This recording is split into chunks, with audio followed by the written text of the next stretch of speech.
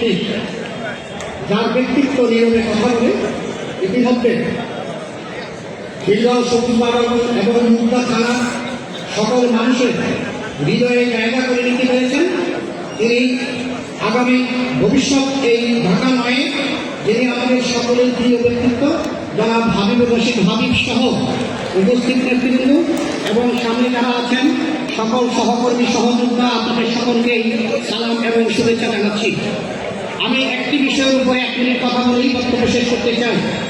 গণ-অভ্যুত্থান পরবর্তী সময়ে যারা অর্ধেক বিপ্লব করে তারা আসলে নিজেদের কবর খোঁড়ে। বিপ্লব যদি পূর্ণাঙ্গ করতে হয় তাহলে শত্রুকে নির্মূল করতে হয়, আর ওই শত্রুদের অস্তিত্ব যদি টিকিয়ে রাখতে হয় তাহলে বিপ্লবীরা অথবা গণ-অভ্যুত্থানকারীরা নিজেদের কবর খোঁড়ে এবং মুক্ত হত্যার শিকার হয়। আজকে বাংলাদেশে যে ষড়যন্ত্রটি চলছে এই ষড়যন্ত্র মোকাবিলায় আমাদের সকলকেই সচেতন